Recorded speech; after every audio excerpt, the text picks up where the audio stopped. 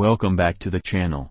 In today's video we're looking at the latest clash between Donald Trump and ABC. After Jimmy Kimmel's show was reinstated, Trump took to social media to lash out at both ABC and Disney. Kimmel's return pulled in millions of viewers on TV and tens of millions more online, but not everyone got to see his emotional remarks. Let's break it all down. ABC and Disney tonight have good reason to brace for retribution from the president for putting Jimmy Kimmel back on the air. He's already promised it. Quoting from his social media post, "I can't believe ABC fake news gave Jimmy Kimmel his job back. The White House was told by ABC that his show was canceled." He continued with the thread, "I think we're going to test ABC out on this. Let's see how we do. Last time I went after them, they gave me $16 million. This one sounds even more lucrative. A true bunch of losers. Let Jimmy Kimmel rot in his bad ratings." That is both the backdrop to and the threat hanging over ABC parent companies, their parent company Disney and Kimmel now that he's back from suspension over remarks he made in the wake of Charlie Kirk's murder. High stakes as well for a late night monologue. According to ABC, more than 6 million TV viewers plus 26 million online watched as he opened it last night with the exact same words Tonight Show host Jack Paar once used after he returned from a different and certainly less serious fight over censorship 65 years ago.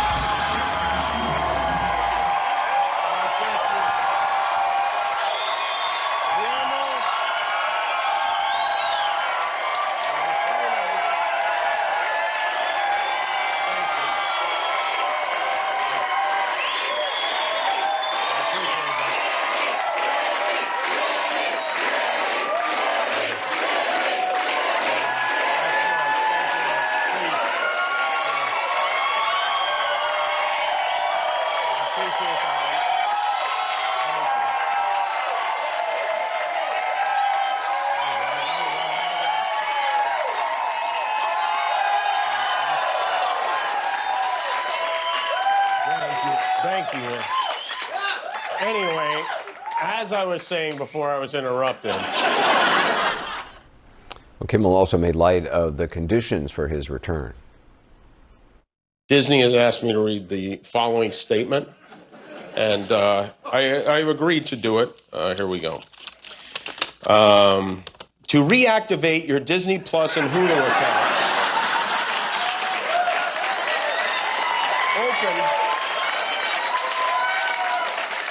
open the Disney Plus app on your smart TV or TV-connected device.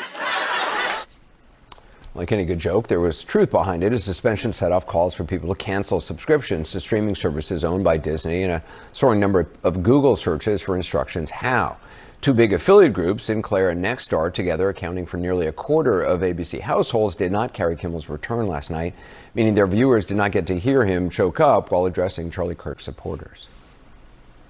I have no illusions about changing anyone's mind, but I do want to make something clear because it's important to me as a human, and that is, you understand that it was never my intention to make light of the murder of a young man. I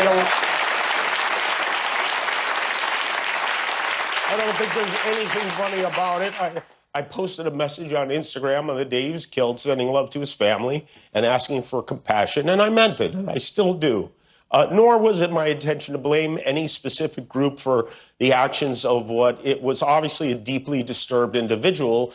That was really the opposite of the point I was trying to make, but I understand that to some that felt either ill-timed or unclear, or maybe both. And for those who think I did point a finger, I get why you're upset. If the situation was reversed, there's a good chance I'd have felt the same way. Kimmel also directly addressed the president in his pressure campaign to get him pulled from the air, as well as the wider climate of censorship he sees taking hold in the country. The President of the United States made it very clear he wants to see me and the hundreds of people who work here fired from our jobs. Our leader celebrates Americans losing their livelihoods because he can't take a joke. He's not stopping. And it's not just comedy. He's gunning for our journalists, too. He's suing them. He's bullying them. Over the weekend, his foxy friend Pete Hegseth announced a new policy that requires journalists with Pentagon press credentials to sign a pledge promising not to report information that hasn't been explicitly authorized for release. That includes unclassified information. They want to pick and choose what the news is. I know that's not as interesting as muzzling a comedian, but it's so important to have a free press, and it is nuts that we aren't paying more attention to it.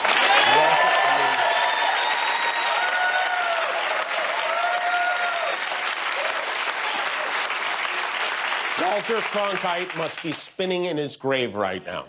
He's dead, right? Yeah. Look, I never imagined I would be in a situation like this. I barely paid attention in school. But one thing I did learn from Lenny Bruce and George Carlin and Howard Stern is that a government threat to silence a comedian the president doesn't like is anti-American.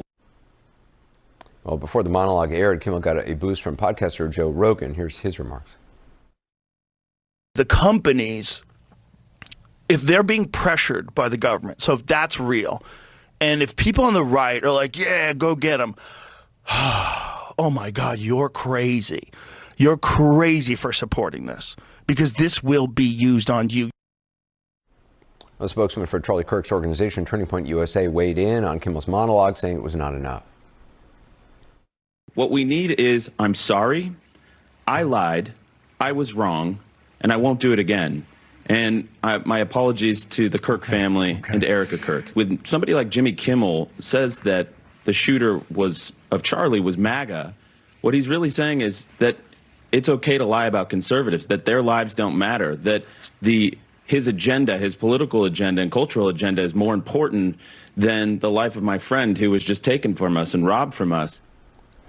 Vice President Vance also addressed Kimmel's remarks, suggesting the administration and FCC Chairman Brendan Carr had nothing to do with his suspension. What people will say is, well, didn't the FCC commissioner put a tweet out that said something bad? Well, compare that, the FCC commissioner making a joke on social media. What is the government action that the Trump administration has engaged in to kick Jimmy Kimmel or anybody else off the air? Zero. What government pressure have we brought to bear to tell people that they're not allowed to speak their mind? Zero. We believe in free speech.